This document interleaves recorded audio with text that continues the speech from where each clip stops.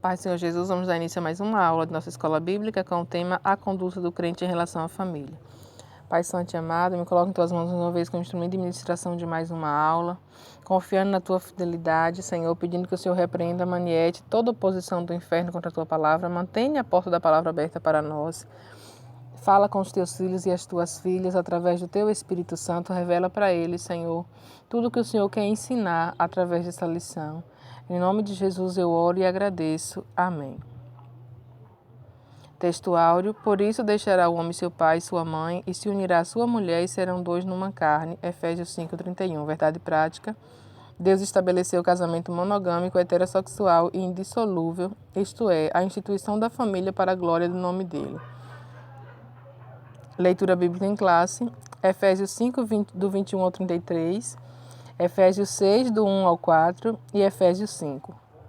Sujeitando-vos uns aos outros no temor de Deus, vós mulheres, sujeitai-vos a vosso marido como ao Senhor, porque o marido é a cabeça da mulher, como também Cristo é a cabeça da igreja, sendo ele próprio o salvador do corpo, de sorte que assim como a igreja está sujeita a Cristo, assim também as mulheres sejam em tudo sujeitas a seu marido.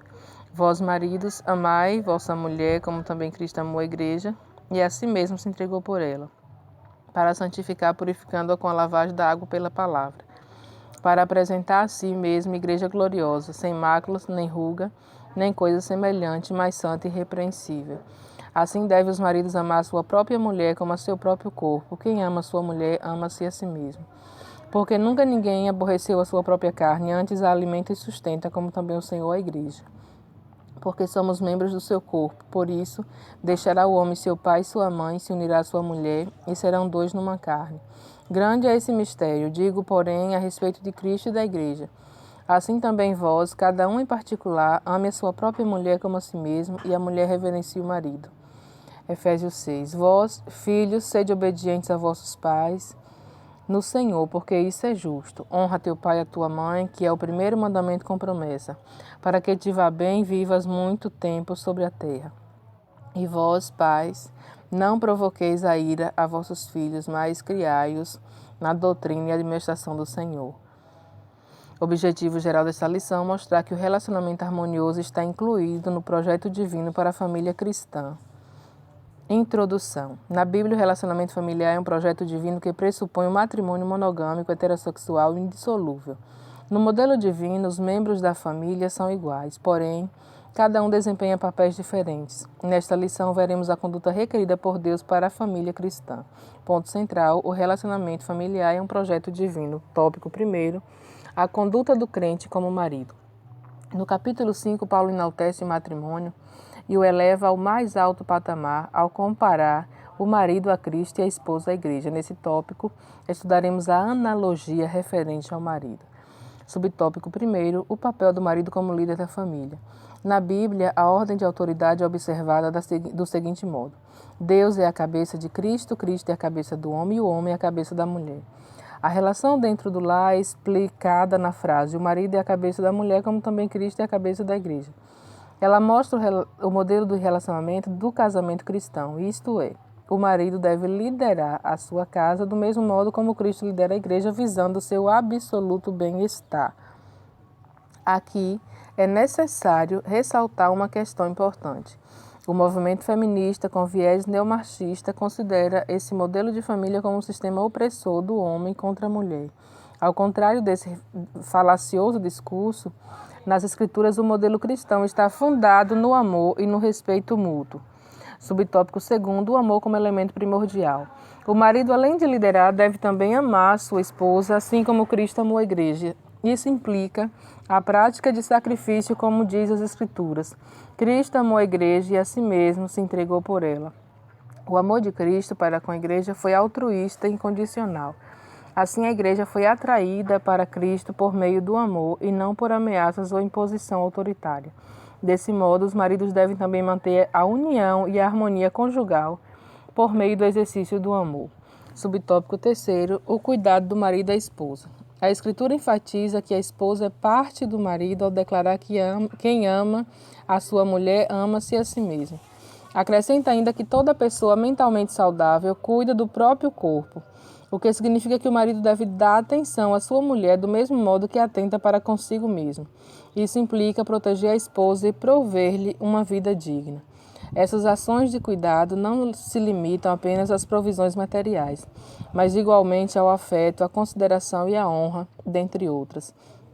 Tal demonstração de amor deve ser sincera tanto em público quanto em particular, de modo permanente enquanto ambos vivem. Conclusão do tópico 1º. Ao marido Deus delegou a liderança do lar e o dever de amar sua esposa com verdadeiro altruísmo.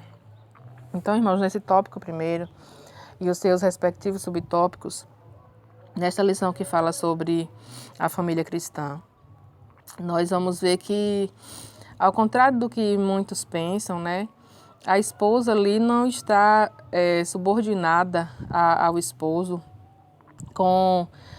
por força, por violência, por opressão, não. Tudo deve ser regido pelo amor, coordenado pelo amor. Não é a questão de dizer de autoritarismo, não. Como o texto mesmo diz. O amor deve ser...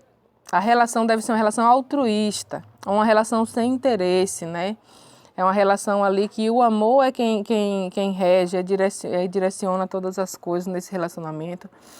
Então, também o esposo, por ser a cabeça da mulher, não deve abusar desse cargo que Deus o constituiu, né?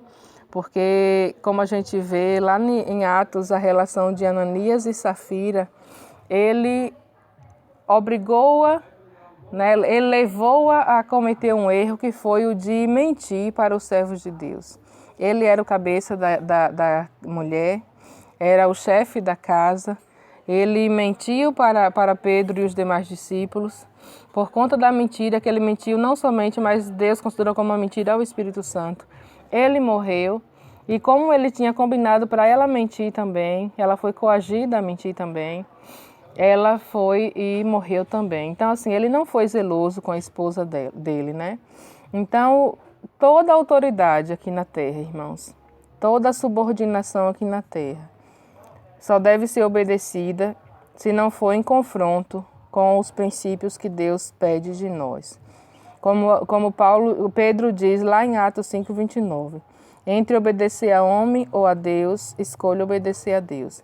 Então, se aquilo que o esposo, sendo o cabeça da igreja, quer que a mulher faça, seja algo que fere os princípios bíblicos, o desejo de Deus para nós, ela não tem obrigação de obedecer a esse esposo, porque é um ato tirânico, mas obedecer a Deus, porque Ele é soberano, Ele é o Criador. Então, para que haja harmonia, uma harmonia familiar, é que todos ocupem de forma ética, com justiça e equidade, os seus papéis dentro de um lar, né? Porque aí tudo vai funcionar bem, levando o exemplo de Cristo, que rege a igreja, ele sendo a cabeça da igreja, ele é zelando, preservando o bem-estar da igreja.